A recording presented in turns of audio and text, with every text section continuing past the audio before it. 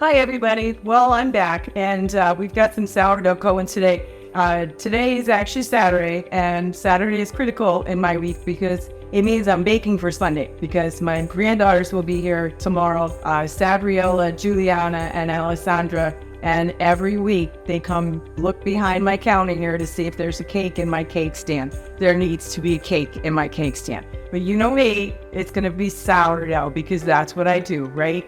So this I really like because the sourdough cake has lower glycemic index than a regular cake, and it's lower in sugar. So all the way around it's healthier, but it's super, super tasty as well. So I'm gonna just give you a beginning here to get this thing started. I've got 2 normal large eggs, just regular eggs. They're gonna go in my stand mixer. And then to that, I'm also adding a half a cup of just regular vegetable oil. Whatever you have in your cupboard is fine. Canola, whatever you got. This is just vegetable oil.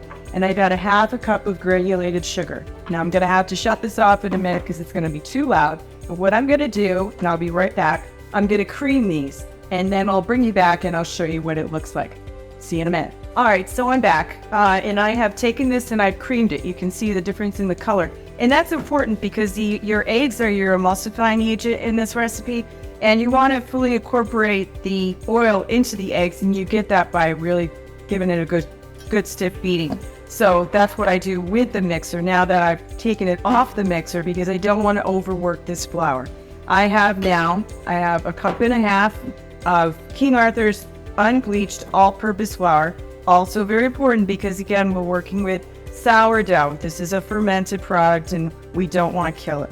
And then I've got double acting baking powder. That's important. The brand is not, but the double acting is important. Most everything you find today is going to be double acting. But if you're shopping in a co-op or someplace, we used to shop at the Mennonite store, sometimes we would find things that weren't. So just be aware that there are 2 different types, but most of what you're going to find is double acting. It is not exchangeable for baking soda. It has baking soda in it, but they are not an even swap. You need the baking powder. Then what I've got here is plain table salt. Always bake with table salt because the volume is different if you're using kosher salt. Your taste will be off. And in sourdough, that's really critical because the salt helps to retard the action of the yeast. And that's important. It's a key component to this. You need to make sure you have enough salt. And then here's my baking powder going in. The recipe will be down bottom, so don't worry about that. So what I'm gonna do is just incorporate my dry ingredients together using my handy Danish whisk again, because I have one. And when I work by hand like this, I like to use this. Oh, the other thing I need is my starter. So what I'm gonna do is start incorporating these into the starter. Half a cup of my starter. This is my cake starter. Began as a regular sourdough, and to that I fed it with equal parts of, yes, that's right, buttermilk. Buttermilk, also a fermented product. Another video, I'll show you how you can make your own cultured buttermilk. This is my own cultured homemade buttermilk. And I'll be using that in here as well. So I need 1/3 of a cup, 3/4 of a cup of the recipe calls for milk. I use buttermilk because I want the added fermentation. You see, look at that. Look at the bubbles on it. Can you see that? Look at the bubbles on it. This thing is working, baby. It's working. And you can smell it. All right, so we're going to set this aside. We're going to mix wet ingredients together. And then we're going to go back and forth between these wet ingredients and the dry ingredients into our egg mixture, being mindful that we don't want to overwork this. It's a cake, remember? We're not trying to develop a whole ton of gluten here. We want to keep it nice and airy. So we're going to start with some of the wet, about a half going in, and then we're going to go in with about half of the dry. I like this whisk for this because you can do it quickly without a lot of agitation. If you don't have one of these, you can use a nice stiff regular whisk, but these are worth the investment. I'll never forget the first time I went to the King Arthur store. I had our youngest son, Frank, with me, and we were coming back from New Hampshire, and I realized how close Norwich, Vermont was to our route. And so I ditched off at the King Arthur store because I'd bought from them online for a long time. But I'll never forget, as soon as we walked in that store, I'm sure my eyes were like peas or whistle, and he just groaned and said, "Oh no." He knew he was going to be in for some trouble there. Anyway, but I bought one of these way back then, and I have used it ever since. I absolutely love it. Used it on my cakes. I use it in my pancakes. I use it for the, all different kinds of stuff that you're working by hand. I'm going to need that. How?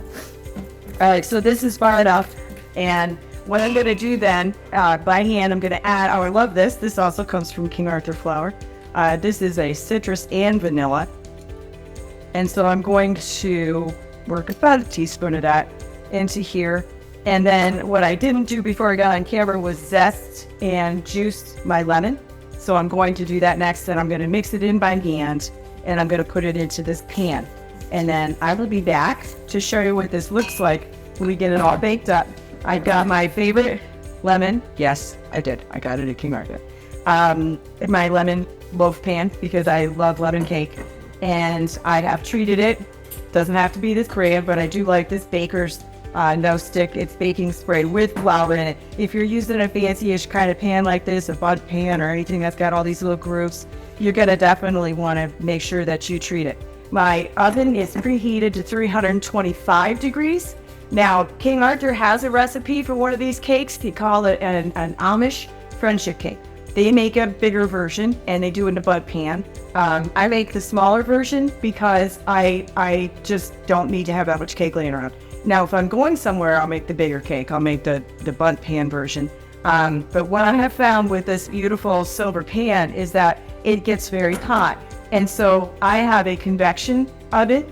And what I'm going to do is drop it down 25 degrees from the recipe because I'm adjusting for my convection oven. If you don't have a convection oven, leave it alone. Just leave it alone. All right, so I'm going to just get this all mixed in, and I'll be back to show you what this cake looks like when it comes out of the oven. I didn't want to bore you with the whole thing, but this is just the zest of one whole lemon. I'm going in with that. You can add more if you want to, but I'm going to add some blueberries to this too, so I don't want to get overpowering with the lemon. I want to have the blueberries shine through a bit, so now I've got the lemon in.